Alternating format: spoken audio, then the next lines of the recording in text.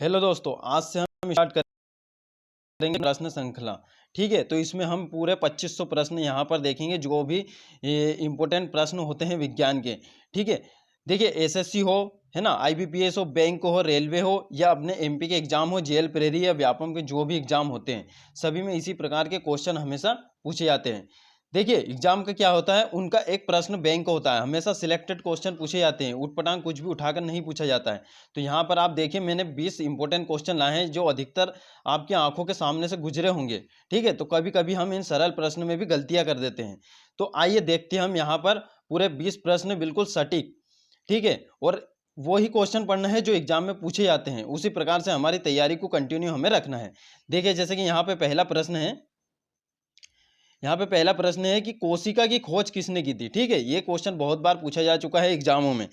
तो आप देखिए जैसे कि इसका जो राइट आंसर होगा यहाँ पर होगा रॉबर्ट हुक। ठीक है, तो रॉबर्ट हुक ने कब की थी, 1665 में इसकी खोज की थी। ठीक है, और एक पॉइंट और बताता हूँ, इसमें इन्होंने मृत कोशिका की खोज की थी। ठीक है, जो कोशिका इन्होंने खोजी थी वो मृत थी। और अगर ये पूछा जाए आपसे कि जीवित कोशिका की खोज किसने की थी, तो उसका जो हमारा राइट आंसर होगा वो होगा लीवेन हुक। ठीक है, तो ये आप याद रखिएगा। देखते हैं नेक्स्ट क्वेश्चन हमारा। ठीक है, नेक्स्ट क्वेश्चन मैंने यहाँ पर लिया है कि यकृत लीवर में भविष्य के लिए भंडारित रहता है। ठीक है, तो इसका आप राइट आंसर याद रखिएगा, विटामिन ए। ठीक है, तो यकृत में कौन सा विटामिन होता है, विटामिन ए। ठीक है, तो इसी प्रकार हम नेक्स्ट क्वेश्चन यहाँ पर देखते हैं। देखिए विषाणु वायरस की खोज किसने की थी। ठीक है, तो जो इसका हमारा राइट आंसर होगा वो होगा फर्स्ट वाला। ठीक है, इवानो वास्की ने। ठीक है, इन्होंने किसकी खोज की थी, वायरस यानी विषाणु की खोज। और जीवाणु की खोज किसने की थी, जीवाणु की खोज की थी ल्यूवेन हुक ने। ठीक है, तो याद रखिएगा, जीवाणु यानी बैक्टीरिया। नेक्स्ट क्वेश्चन हमारा यहाँ पर देखते हैं हम, कवकों का अध्ययन क्या कहलाता है। ठीक है, तो ये क्वेश्चन भी एग्जाम में बहुत बार पूछे जाते हैं। तो देखिए कवकों का अध्ययन क्या कहलाता है, माइकोलॉजी। ठीक है, तो ये आप याद रखिएगा क्या है, माइकोलॉजी। और फाइकोलॉजी किसका अध्ययन होता है, फाइकोलॉजी होता है शैवालों का अध्ययन। तो ये आप याद रखिएगा।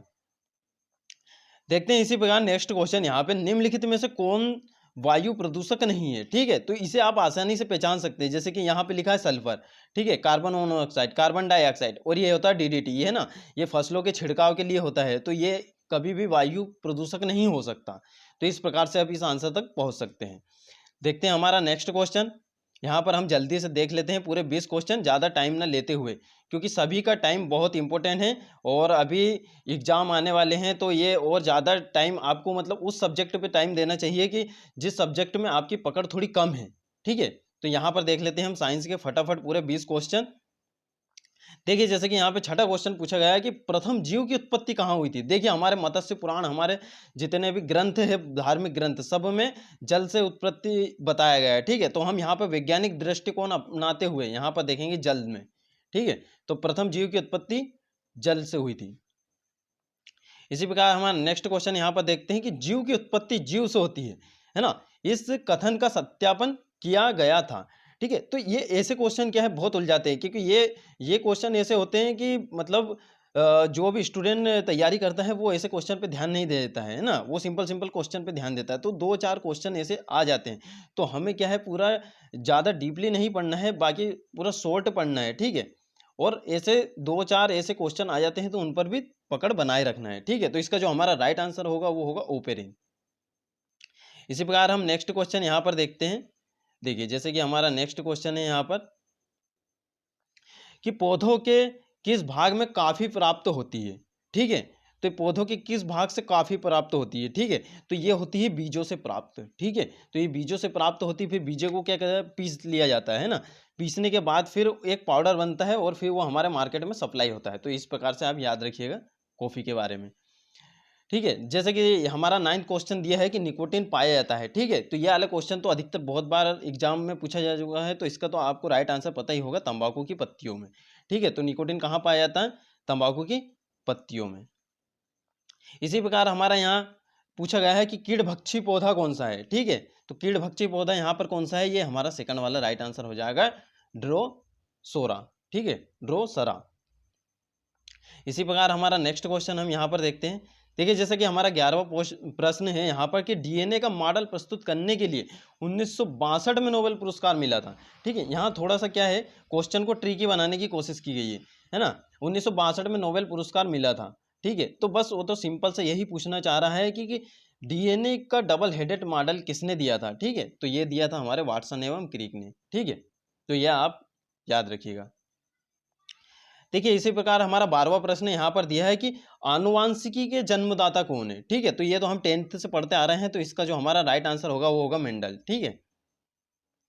इसी प्रकार ये क्वेश्चन देखिए, ऐसे क्वेश्चन जैसे कि आलू क्या है, प्याज क्या है ना, तना है, जड़ है, फल है, पत्ती है, तो ये ऐसे क्वेश्चन बहुत पूछे जाते हैं। तो देखिए आप जैसे कि यहाँ पे याद रखिएगा कि आलू क्या है, ठीक है। तो आलू क्या है, एक तना है, ठीक है। जो भी जमीन के अंदर होते हैं तो वो क्या होते हैं, तने हैं। क्योंकि आलू को जब हम निकालते हैं तो उनमें एक जड़ जैसी वो होती है, तो जड़ हमेशा तने के नीचे रहती है। तो आप इस प्रकार से याद रखिएगा। यहाँ पर बहुत ही आसानी से याद रखने की कोशिश करते हैं, क्योंकि रट कर कभी एग्जाम पास नहीं होते। थोड़ा बहुत समझ लेने से क्या है, हमारे कॉन्सेप्ट क्लियर हो जाते हैं, तो हम क्वेश्चन को बिना पढ़े ही, ठीक है, डायरेक्ट आंसर तक पहुंच सकते हैं। तो देखिए यहाँ पर यह क्वेश्चन पूछा गया है कि चेचक के वैक्सीन को सर्वप्रथम तैयार किया था, ठीक है। तो ये किसने किया था, इसका जो हमारा राइट आंसर होगा वो होगा एडवर्ड जेनर।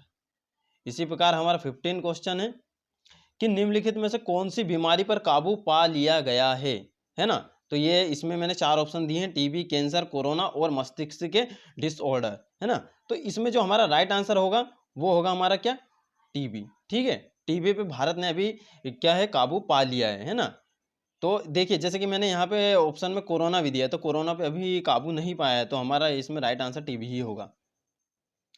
इसी प्रकार हम यहाँ पर नेक्स्ट क्वेश्चन देखते हैं। देखिए जैसे कि यहाँ पूछा गया है कि प्राकृतिक कीटनाशक, है ना, एजाडिरकटिन प्राप्त होता है, तो ये किससे प्राप्त होता है, तो ये होता है नीम से प्राप्त होता है, ठीक है। तो ये इसका आप राइट आंसर याद रखिएगा। देखिए जैसे कि नेक्स्ट क्वेश्चन में हमारा इसमें पूछा गया है कि एंटीबायोटिक होती है, तो क्या होती है एंटीबायोटिक, एंटीबायोटिक दवाई होती है ना। तो ये आप याद रखिएगा। ये क्वेश्चन, इस प्रकार के क्वेश्चन बहुत बनते हैं एग्जाम में, और एसएससी वगैरह का तो ये फेवरेट क्वेश्चन है ना। तो इस प्रकार से आप यहाँ याद रखिएगा। देखिए जैसे कि नेक्स्ट क्वेश्चन हमसे पूछा गया है कि निम्नलिखित में से कौन दूध को दही बनाता है, ठीक है। देखिए जैसे कि दूध दूध को किस में नापते हैं, तो इसे लेक्टोमीटर में नापते हैं, है ना। तो इसे नापने वाला मीटर कौन सा है, लेक्टोमीटर, और इसमें लेक्टोबैसिलस ही जीवाणु पाए जाते हैं, है ना। तो ये याद रखिएगा इसमें। देखिए उसी प्रकार हमारा यहाँ पर नेक्स्ट क्वेश्चन है कि इन्फ्लुएंजा H1N1 को अधिक प्रचलित रूप में जाना जाता है ना। तो इसे किस रूप में जाना जाता है, तो H1N1 क्या है, हमारा स्वाइन फ्लू, है ना। तो स्वाइन फ्लू को जाना जाता है। इसी प्रकार अभी कोविड-19, इस पर भी बहुत सारे प्रश्न बनेंगे। तो इस पर क्या कीजिएगा, आपके एक पेज बना लेना और उसमें देखना कि कोविड-19 नाम किसके द्वारा दिया गया है, कोविड-19 के सबसे पहले भारत में मामले कहाँ से स्टार्ट हुए हैं ना, और ये कहाँ से स्टार्ट हुआ है। तो इस प्रकार के इसके लिए कौन कौन सी वैक्सीन वगैरह अभी बनाई है ना। तो इस प्रकार से आप कोरोना पे भी सवाल बनेंगे। तो आने वाले जितने भी एग्जाम है, कोई सा भी कॉम्पिटिटिव एग्जाम हो, तो उसमें ये ऐसे क्वेश्चन बनेंगे कोरोना पर, है ना। कोरोना में ऐसा नहीं बनेगा कि अभी भारत में कितने मामले हो चुके हैं, ऐसा कुछ नहीं बनेगा। नाम किसने दिया है ना, और कौन से वायरस से ये उत्पन्न हुआ, तो इस प्रकार से क्वेश्चन बनेंगे यहाँ पर। तो आप ध्यान रखिएगा कि एग्जामिनर किस टाइप से क्वेश्चन पूछता है, तो उसके साइकोलॉजी को समझिए आप। उसी प्रकार हमारा लास्ट क्वेश्चन हम देखते हैं यहाँ पर कि राडार का आविष्कारक कौन था, ठीक है। तो इसका जो हमारा राइट आंसर होगा वो होगा रॉबर्ट वाटसन। देखिए इस प्रकार हमारे 20 क्वेश्चन कंप्लीट हो गए हैं। देखिए मैं मोस्ट इंपोर्टेंट 20 क्वेश्चन लाता हूँ, है ना। तो ज़्यादा पढ़ने की आवश्यकता नहीं है, ज़्यादा आप 4-5 हज़ार 10,000 फैक्ट याद कर भी नहीं सकते, है ना। तो जो एग्जाम में पूछा जाता है, जिसकी उस एग्जाम की रिक्वायरमेंट जिस प्रकार की है, उस प्रकार से हमें तैयारी करना है। देखिए तो ये पीडीएफ मैं आपको प्रोवाइड करा दूंगा। तो इसमें मैंने लास्ट में क्या करा है, मैंने लास्ट में सारे यहाँ पे राइट आंसर दे दिए हैं ना। जैसे पहले का रॉबर्ट हुक था, फिर विटामिन ए था, तो इसी प्रकार से मैंने सारे आंसर यहाँ पर दे दिए हैं ना। तो ये मैं अपलोड कर दूंगा ये पीडीएफ, तो आप इसे डाउनलोड कर लीजिएगा, है ना। तो इसी प्रकार सारी पीडीएफ जिस भी प्रकार की मैं अभी वीडियो लाते जाऊंगा, विज्ञान की सीरीज जो हमारी चलती जाएगी, पूरे 2500 क्वेश्चन कंप्लीट करने हैं। देखिए अभी मैं 20 प्रश्न ले रहा हूँ, है ना, मोस्ट आईएमपी। जैसे आप बताओगे कि हाँ और ज़्यादा होने चाहिए, तो मैं 50 से 100 प्रश्न की सीरीज स्टार्ट कर दूंगा, है ना। इसी में क्वेश्चन हम बढ़ा देंगे। तो इसी प्रकार अब मिलते हैं नेक्स्ट वीडियो में। तो अच्छे से तैयारी करते रहिए।